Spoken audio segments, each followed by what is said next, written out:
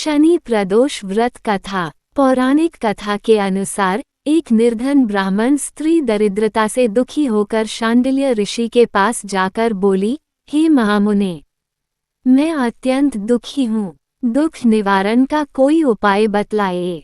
मेरे दोनों पुत्र आपकी शरण में हैं।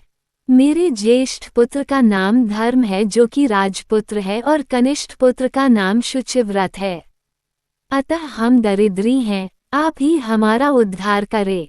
इतनी बात सुन ऋषि ने शिव प्रदोष व्रत करने के लिए कहा। तीनों प्रदोष व्रत करने लगे। कुछ समय बाद प्रदोष व्रत आया, तब तीनों ने व्रत का संकल्प किया। शुचिव्रत को एक तालाब पर स्वर्ण कलश धन से भरपूर मिला, उसको लेकर वह घर आया। प्रसन्न हो माता से कहा कि माँ, ये धन मार्ग से प्राप्त हुआ है। माता ने धन देखकर शिव महिमा का वर्णन किया।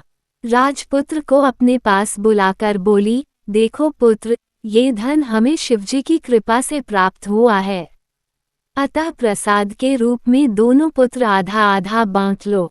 माता का वचन सुन राजपुत्र ने शिव पार्वती का ध्यान किया और बोला, पूज्य, ये धन आपके पुत्र का ही है, मैं इसका अधिकारी नहीं हूँ। एक दिन दोनों भाइयों ने अनेक गंधर्व कन्याओं को क्रीड़ा करते हुए देखा। उन्हें देख शुचिव्रत ने कहा, भैया अब हमें इससे आगे नहीं जाना है। इतना कहकर शुचिव्रत उसी स्थान पर बैठ गया, परंतु राजपुत्र अकेला ही गया।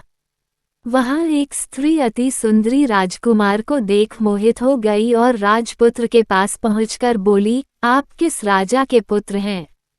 राजकुमार बोला, मैं विदर्भ नरेश का पुत्र हूँ, आप अपना परिचय दें।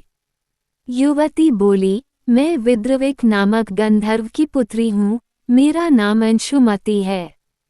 युवती ने मोतियों का हार राजकुमार के गले में डाल दिया। घर जाकर राजकुमार ने शुचिव्रत को सारा वृतांत सुनाया। जब तीसरा दिन आया, वह राजपुत्र शुचिव्रत को लेकर उसी वन में जा पहुंचा। वही गंधर्व राज अपनी कन्या को लेकर आ पहुंचा।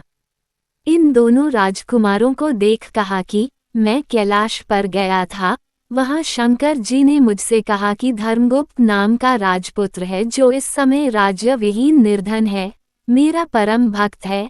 हे गंधर्व राज, तुम उसकी सहायता करो। मैं महादेव जी की आज्ञा से इस कन्या को आपके पास लाया हूँ। आप इससे विवाह करें, मैं आपकी सहायता कर आपको राजगद्दी पर बिठा दूंगा। इस प्रकार गंधर्व राज ने कन्या का विधिवत विवाह कर दिया। विशेष धन और सुंदर गंधर्व कन्या को पाकर राजपुत्र अति प्रसन्न हुआ। भगवान कृपा से वह समयोपरांत अपने शत्रुओं को दमन करके राज्य का सुख भोगने लगा। तब तक सुनते रहिए।